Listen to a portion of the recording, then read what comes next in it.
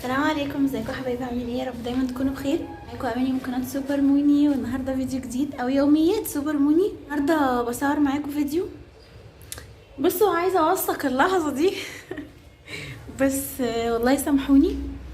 عايزه اقول لكم ان انا بصفي خلاص الحضانه. هرجع لكم بقى في اليوتيوب تاني.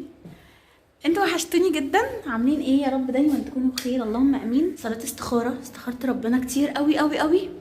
ما كنتش عايزه اقفل بصراحه، وكنت بقول باب رزق. والله ما طلع لي منه حاجه اقسم بالله، بس كنت بقول باب رزق لناس تانية وولاد انا كنت محافظه عليهم.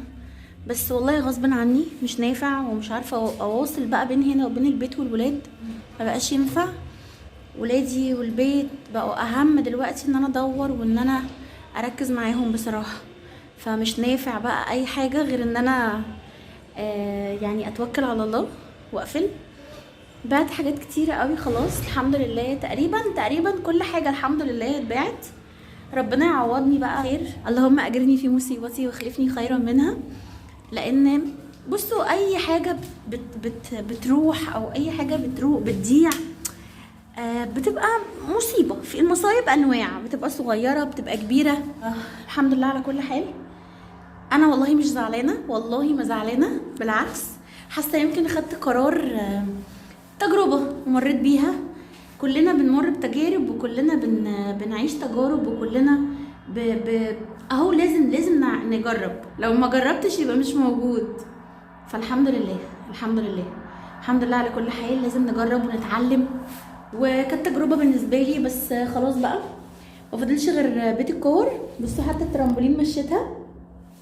هنا كان في ترامبولين خدها رامي. كنت عامله معاه حفله قبل كده، جه خدها مني النهارده البنوتو. ربنا يبارك لك فيها يا رب ويخلي لك بنتك. البيت الكور خلاص، يعني ما فاضلش غير انا خدت فيه عربون. المفروض ان هي جايه، يعني جايه تستلمه بكره ان شاء الله الصبح.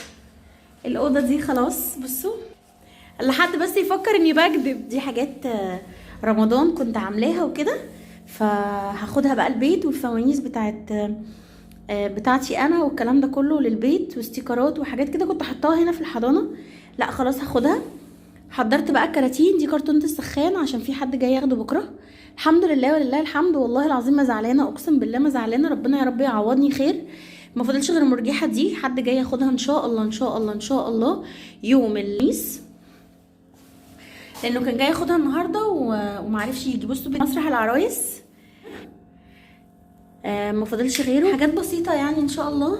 النجيله بتاعت الطرقه دي المفروض ان حد برضو قال لي عليها، لانها طويله قوي، فانا مش هحتاجها. انا هحتاج اللي في الاوضه جوه خالص. هاخد منها اوضه مازن للبلكونه بتاعت مازن وكده، وبلكونتي ومش عارفه ايه.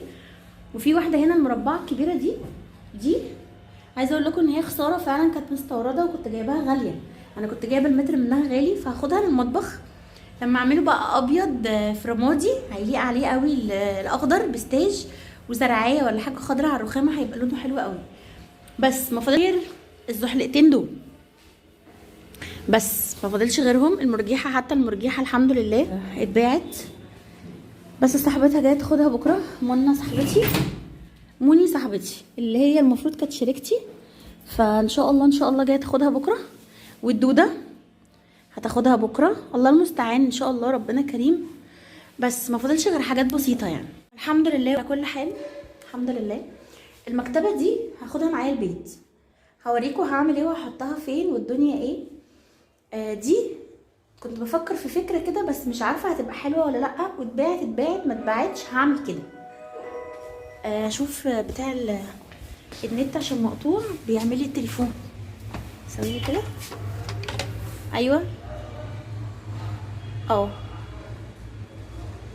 حضرتك انا الحضانه ما بفتحش، والله ما عنديش حد. لا ما فيش. دايما يرنوا عليا يقولوا لي حد يفتح لنا الباب. حضرتك انا الحضانه. طب حد يفتح لنا حضرتك وانا مش حارس عماره. بس دي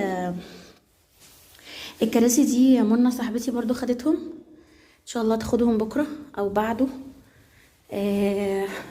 الكراسي الخشب والترابيزات مش هفرط فيها غير اخر الشهر خالص عشان ولادي. فما فضلش غير الموكيت بقى، يعني عندي الموكيت اللي هو الاخضر ده، والمشايات اللي هي في الارض دي خلاص يعني. الترابيزات دي برضو هاخد الكراسي دي معايا، في 2 بعتهم و2 هيبقوا معايا.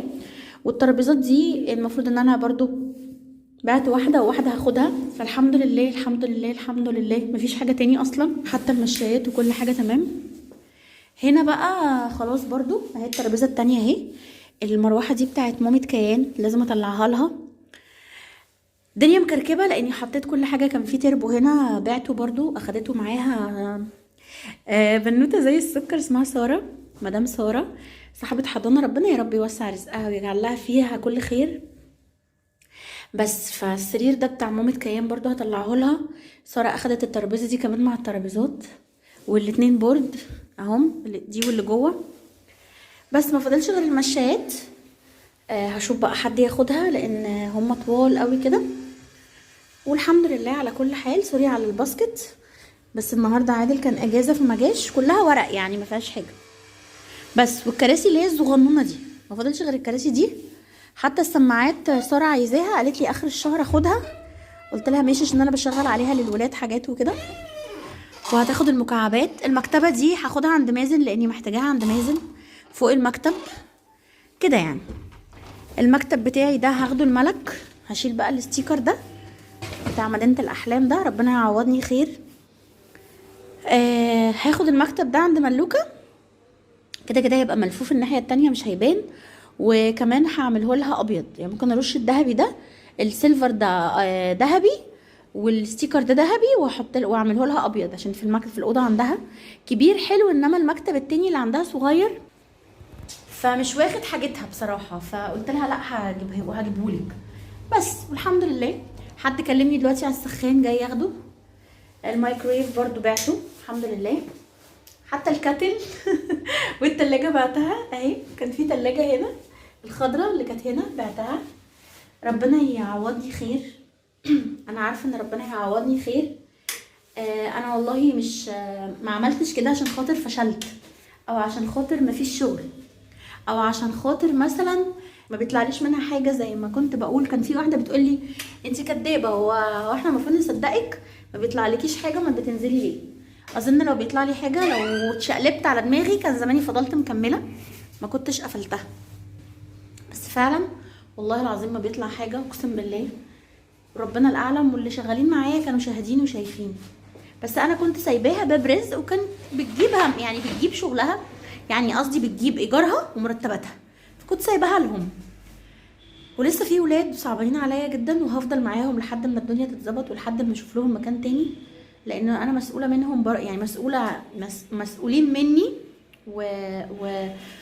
ولازم ادور برضو على حاجه ان انا يعني اطمن عليهم، وان انا يعني احطهم في مكان كويس او اديهم مكان كويس. فالله المستعان. انا مستنيه والله الراجل بتاع النت، عشان النت عندي قاطع، مستنياه يعملهولي. دافعه الباقه ومجدده الاشتراك وكل حاجه، والسلك قاطع، عامل قفله من بره، معرفش حد شده ولا ايه فاتقطع، فقال لي لازم سلك. فانا مستنيه يجي يعملهولي. عايزه اقول لكم انا روحت ونزلت تاني، فالحمد لله. استنوني بقى في فيديو جديد، مش عارفه ده هيبقى روتين ولا ده هيبقى فيديو كده لوحده. بس على فكره انا عارفه ان الفيديو ده ممكن يخلي ناس كتيره جدا، مش كتيره جدا والله الحمد لله، يعني ناس كتيره جدا تزعل، ناس كتيره جدا هتزعل، وناس هتشمت وتقول احسن، ولا مثلا قفلت ولا. بس انا والله بصوا اللهم لا شمتها كما تدين تدين، ما تفرحيش في حاجه لحد وحشه. بس انا بالنسبه لي ده مش وحش والله، ربنا عمره ما بيعمل حاجه غلط ولا حاجه وحشه ولا بيأذي اي حد فينا، واكيد الايام هتثبت لي ان انا اللي صح. فالحمد لله كانت تجربه حلوه بالنسبه لي والله، كانت ايام حلوه قوي. كفايه ان انت كان في باب رزق مفتوح لناس غير يعني ناس من وراكي، وان انت كنتي سبب في ده، فدي حاجه كويسه جدا. كنتي محافظه على اولاد، اخدت فيهم ثواب كتير قوي، ان انا محافظه عليهم، وان انا ربنا الاعلم معاملتنا ليهم ازاي، كنا مخليين بالنا عليهم ازاي. فربنا والله لا اعلم، وربنا يحاسبنا على ده ويعوضنا خير. بس يلا استنوني بقى في فيديو جديد. بسلامة الله يا حبايبي.